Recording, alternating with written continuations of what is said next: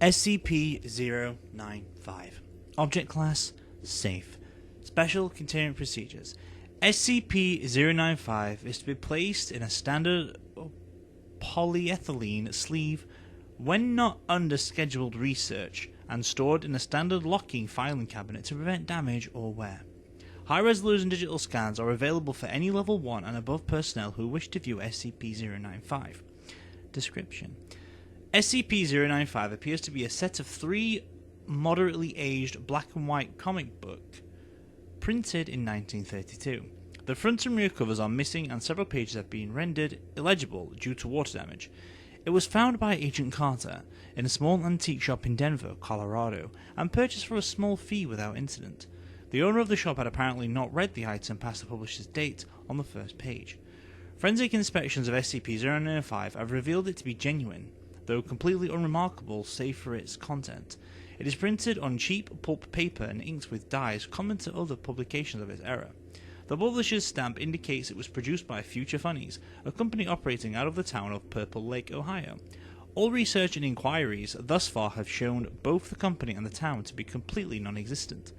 The comic itself is a pulp science fiction story entitled The Atomic Adventures of Ronnie Reagan, featuring a lead character bearing an unmistakable resemblance to former United States President Ronald Reagan. Each story opens with a large panel reading, "In the far-fetched future world of 1980s, only Ronnie Reagan can save the day." It appears to follow an episodic format with one self-contained story per publication. The 3 stories are briefly described below. Ronnie vs. Space Admiral Carter. This story pits planetary governor Ronnie Reagan and his psychic Space Major Herbert against the titular Space Admiral Carter as they both fight for the position of Space Marshal. The events loosely follow the events of the 1980 presidential election. Space Assassin. This story follows a character named Spaceman Hinckley as he prepares to assassinate Space Marshal Reagan. He manages to catch Reagan by surprise and wound him with his Devastator Ray before being subdued by Reagan's soldiers. The events obviously refer to the 1981 assassination attempt by John Hickenley Jr. Jungle Planet. This story follows Reagan's attempts to create an army of robots on the jungle-covered planet of Nika in order to protect it from the evil Sand Bandits. Although Reagan is told that he will lose his command if he interferes with events on planet Nika, he sends his lieutenant, Space Colonel West, to secretly build a force under the cover of the jungle. When their plan is discovered, Space Colonel West publicly takes the blame and saves his superior.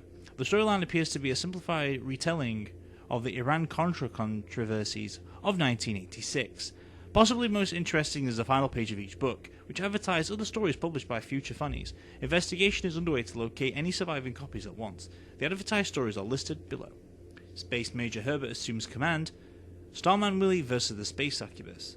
Globe Walker in Sneak Attack. Barry Betelgeuse on Planet Afgar. Diamond Donnie in Putting on the Ritz. Sky Mom Sarah of the Ice World. Flying Franklin vs. Rocket Rush. Star Command Porton in a losing battle. The New Menace, Death to Mankind. Personal log of Dr. Romanoff. Date 10/06/2004. I don't think I need to emphasize how important it is to recover any and all of the advertised stories immediately. The final 2 in particular.